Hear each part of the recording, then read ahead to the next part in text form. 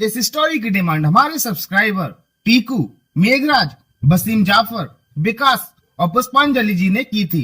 तो चलिए इस स्टोरी को कंटिन्यू करते हैं। राजस्थान में बसा एक छोटा सा शहर अलवर, और अलवर के हर कोने में बसे न जाने कितने मंदिर, और इन मंदिरों में गूंजती हुई घंटियों की आवाजें हमें उस अंधे के भगवान का हमारे आसपास होना याद दिलाती रहती हैं। और यहीं अलवर से कुछ दूरी पर है भानगढ़, दुनिया की सबसे 10 हॉन्टेड जगहों में से एक। और ये बात बिल्कुल सच है, कई वेबसाइट्स ने भी इसका दावा किया है। और यही नहीं, इस किले के बाहर लगे हुए बोर्ड्स पर भी ऐसा लिखा है कि किसी का भी सूर्यास्त के बाद और सूर्योदय के पहले तक इस किले में जाना या किले में रुकना प्रतिबंधित है। और अगर गलती से भी कोई इस किले में रात को रुक गया तो उसके साथ बहुत बुरा हुआ। इस किले के इतिहास के बारे में बताया जाता है कि इस किले की रानी रत्नावती काफी सुंदर थी, और एक तांत्रिक इनकी खूबसूरती को देखकर मोहित हो गया, और उस तांत्रिक ने उन्हें अपने बस में करने की कोशिश की, और एक तेल को मोहिनी बनाकर रानी को अपने बस में करना चाहा, ताकि जैसे ही रानी रत्नावती उस तेल को अपने सर में लगाए तो वो उस तांत्रिक के मुंह में फंस जाए। पर रानी रत्नावती भी काफी आध्यात्मिक थी, भगवान पर उनका पूरा विश्वास था, और वो ये समझ गयी कि ये तेल मोहिनी है। और उन्होंने कहा कि इस तेल को जिसने भी अभिमंत्रित किया है, ये तेल उसके सर पर बैठ जाए और उसे खत्म कर दे। उस तांत्रिक को अब ये समझ आ गया था कि उसका बचना नामुमकिन है, तो उसने भी ये श्राप दे दिया कि जो भी व्यक्ति अपनी जान बचाना चाहता है तो सूर्योदय से पहले इस भानगढ़ के किले से निकल जाए। और तब से आज तक भानगढ़ का किला श्रापित है, ना तो यहाँ कोई बस पाया है और ना ही यहाँ किसी भी प्रकार की हरियाली बची है। और इसलिए सरकार भी ये मानती है कि यहाँ रात को रुकना खतरे से खाली नहीं है, और इसलिए किले के बाहर चेतावनी के बोर्ड भी लगाए हुए हैं, क्योंकि उस तांत्रिक की आत्मा आज भी इस किले में भटक रही है। ये तो हो गया भानगढ़ किले का इंट्रोडक्शन। अब हम इस स्टोरी को कंटिन्यू करते हैं। जब एक सीरियल झांसी की रानी के एक एपिसोड को शूट करने के लिए जब पूरी टीम इस किले पर पहुंची, तो जो भी उन्होंने इस किले पर महसूस किया, जो भी देखा और जो भी उनके साथ यहाँ घटना घटी, वो सब कुछ उन्होंने इस एपिसोड में बताया है। भानगढ़ किले की कहानी तो सच है, पर जो भी इस एपिसोड में बताया गया है उसकी सत्यता को मैं प्रमाणित नहीं करता। जो भी इस एपिसोड में बताया गया है मैंने सिर्फ वही एक्सप्लेन किया है। तो चलिए इस स्टोरी पर फोकस करते हैं। एपिसोड की शुरुआत होती है और हम झांसी की रानी की पूरी टीम को शूटिंग के लिए भानगढ़ किले की तरफ जाते हुए देखते हैं, जहां झांसी की रानी सीरियल के डायरेक्टर धर्मेश सभी क्रू मेंबर को भानगढ़ किले की सच्चाई के बारे में बता रहे थे कि भानगढ़ का किला एक तांत्रिक की वजह से श्रापित है, और वो किस लिए, वो आपको मैं एपिसोड की शुरुआत में ही बता चुका हूँ। भाई इस कहानी को इस टीम का मेन कैमरामैन दीपक इस कहानी को सच नहीं मानता, और वो कहता है कि ये सब अफवाह है, सिर्फ टूरिस्ट को आकर्षित करने के लिए ही ये मनगढ़ंत कहानी बनाई गई है। मैं जो भी कैमरे में देखता हूँ मैं सिर्फ उसी को सच मानता हूँ। पर उसी टीम के ड्रेस दादा नंदू कहते हैं कि सर, हवा दिखती नहीं पर वो है, खुशबू दिखती नहीं पर वो भी है, उसी तरह भूत प्रेत भी दिखते नहीं पर वो है। मेरा तो विश्वास है इस किले की सच्चाई में। और तभी अचानक से बस रुक जाती है और कैमरामैन दीपक का सर जोर से सीट के ऊपर ठुक जाता है, जब समीर कहता है कि दीपक जी, आप पर ये पहला अटैक था भूत का, संभल कर रहिएगा, आगे पता नहीं क्या होगा। पर उल्का काफी एक्साइट थी इस हॉन्टेड लोकेशन पर जाने के लिए, और इन्हीं सब बातों में फाइनली सभी भानगढ़ किले पर पहुंच जाते हैं। और यहीं से शुरुआत होती है उस टीम के साथ घटी हुई घटनाओं का सिलसिला। और जब धर्मेश शूटिंग की शुरुआत करने के लिए जब ड्रेस दादा नंदू को नारियल फोड़ने के लिए कहता है, तो नारियल काफी बार कोशिश करने के बाद भी वो नहीं फूटता, जिसे देखकर सभी काफी हैरान हो जाते हैं। पर धर्मेश कहता है कि कोई बात नहीं, लगता है आज भगवान बिजी है, वैसे भी हमारे पास वक्त काफी कम है, हमें 5 बजे से पहले ही शूट खत्म करके किले से बाहर निकलना है, चलो सभी शूट की तैयारी करो। वहीं जब शूटिंग चल रही होती है तो अचानक से मॉनिटर स्क्रीन पर कुछ डिस्टरबेंस आने लगता है, और तभी अचानक से किसी का चेहरा उस स्क्रीन पर आ जाता है, जिसे धर्मेश भी देखता है। और तभी उन्हें किसी के चिल्लाने की आवाज आती है, जिसे सभी सुनते हैं, पर सभी इस बात को इग्नोर कर देते हैं। वहीं जब झांसी की रानी उर्फ उल्का जब इस किले को देखने अकेली जाती है, तो उसे वो किला काफी ब्यूटीफुल दिखता है, जिसे देखकर वह मोहित से हो जाती है। कि पहले के राजा महाराजा किस ठाट बाट से यहाँ रहते होंगे। काश मैं भी अपने मम्मी पापा के साथ यहाँ रह पाती। और तभी उसके पीछे नंदू आ जाता है जो कहता है, उल्का, इस किले के बारे में सब कुछ जानते हुए भी तुम अकेले घूम रही हो, और वो भी इन खुले बालों में। जल्दी से अपने बाल बांधो और ये ले तुम्हारी ड्रेस, तुम्हारा शॉट रेडी है। और ये कोई फिल्म सिटी का लगा हुआ सेट नहीं है, ये जगह श्रापित है, जाओ यहाँ से। वहीं जब नंदू वापस जा रहा होता है तो उसे अपनी आंखों पर विश्वास नहीं होता। वो देखता है कि किले के शिखर पर कोई अजीब सी रोशनी उड़ रही है और उसे यकीन हो जाता है कि ये जगह सच में श्रापित है। और वो डरते हुए वापस सूट पर चला जाता है। वही सूट पर लगातार कुछ न कुछ घटनाएं घट रही थी। एक आदमी के सर पर लकड़ी की बल्ली गिर जाती है, कैमरों में डिस्टरबेंस भी आने लगते हैं, साउंड रिकॉर्डिंग में भी कुछ अजीब अजीब सी आवाजें भी आ रही थी जो साउंड रिकॉर्डिस्ट पप्पू ने भी रिकॉर्ड कर सेव कर ली थी। वो आवाज थी, और सूट पर आए हुए घोड़े भी अचानक से बिचकने लगते हैं, किसी को देखकर डरने लगते हैं, जिस वजह से पूरा सेट भी डिस्ट्रॉय हो चुका था। कई क्रू मेंबर्स तो घायल भी हो चुके थे और शूटिंग का पहला दिन काफी खराब जाता है। और जब शूटिंग अगले दिन स्टार्ट होती है तो धर्मेश सभी को डायरेक्शन दे रहा था कि किसे कैसा एक्ट करना है। पर तभी दीपक जो कैमरामैन था, उसे कैमरे और मॉनिटर पर कुछ डिस्टरबेंस होता दिखाई देता है और वो मॉनिटर को फिर से रीस्टार्ट करता है।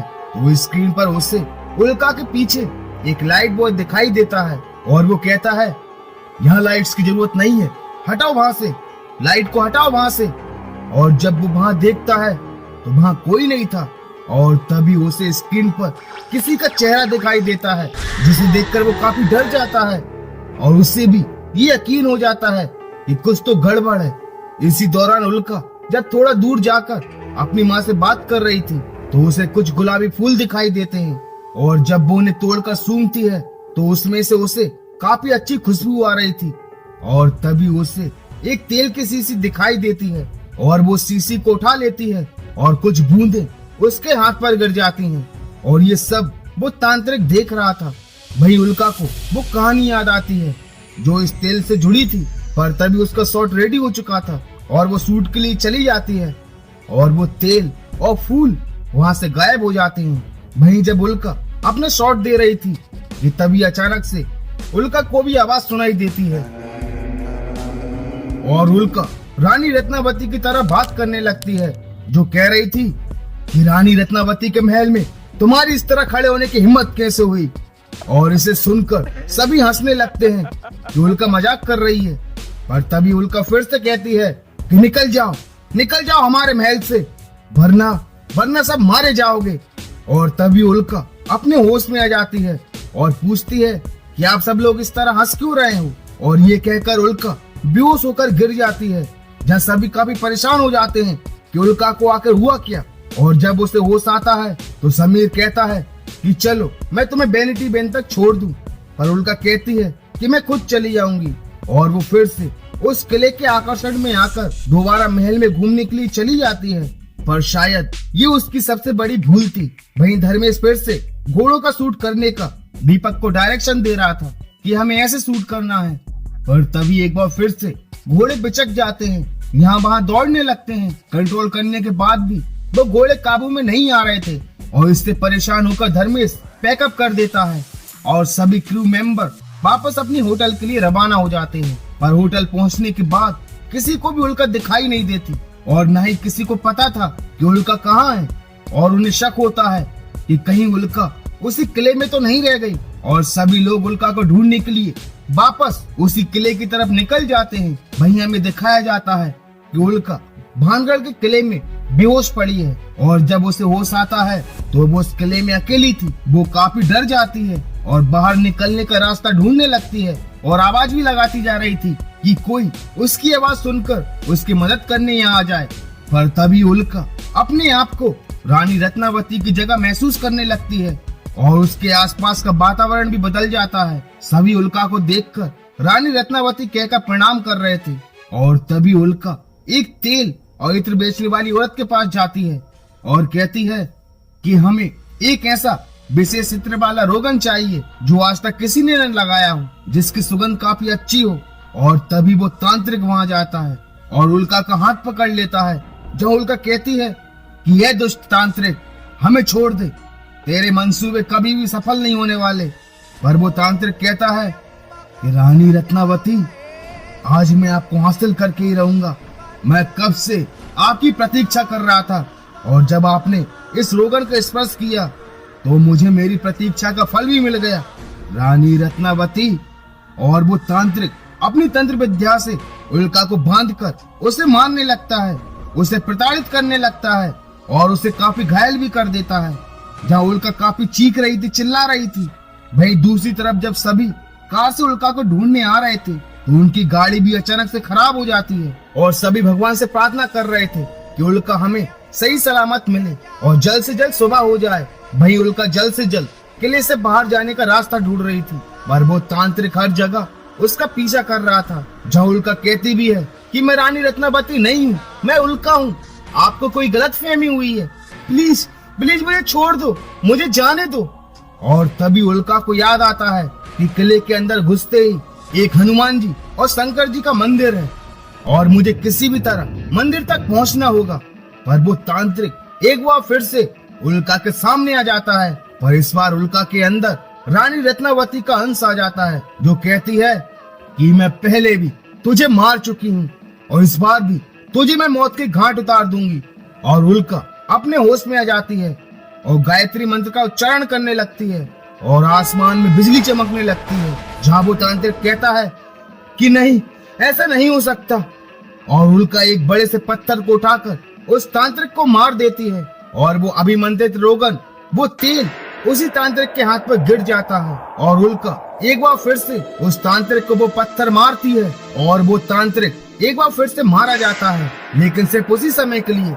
और उल्का वहां से भागकर मंदिर में जाकर बेहोश हो जाती है। वहीं अब सुबह भी हो जाती है और बाकी टीम मेंबर भी वहां पहुंच जाते हैं और सभी उल्का को सही सलामत देखकर उनकी जान में जान आती है। और इसके बाद उन्होंने इस किले में शूटिंग वापस की या नहीं, ये हमें इस स्टोरी में नहीं बताया गया। और इसी के साथ ये भानगढ़ किले में हुई झांसी की रानी शूटिंग का एपिसोड का दी एंड हो जाता है। ऐसा माना जाता है कि कभी कभी कुछ हादसे इतने पावरफुल होते हैं कि वो जहाँ घटते हैं उस जगह पर उस घटना का असर हर समय रहता है। कहते हैं कि जिन लोगों के साथ या जिन लोगों की वजह से कोई ट्रेजेडी हुई है तो अक्सर उन्हें मुक्ति नहीं मिलती और उनकी आत्मा उसी जगह पर कैद होकर रह जाती है। और अगर दोबारा वैसी ही पर्सनालिटी का कोई और शख्स उसी जगह पर पहुंच जाए या किसी भी कारण से वहाँ कुछ ऐसा हो जाए जो उस पहले हुई घटना से मिलता जुलता हो, तो वही हादसा एक बार फिर से सक्रिय हो जाता है या दोबारा घट सकता है और वहाँ की सुपरनेचुरल पावर्स दोबारा से एक्टिव हो जाती हैं। और इसी वजह से जब उल्का ने किसी रानी की तरह कपड़े पहने, रानी रत्नावती की तरह बात की और उस किले में गई, तो वही घटी घटना फिर से उसके साथ घटी। ये ऐसा हो सकता है। वैसे इस एपिसोड में समीर और उल्का ने अपने एक्सपीरियंस शेयर नहीं किया और उल्का ने भी कहीं पर भी नहीं बताया कि उनके साथ ये घटना घटी।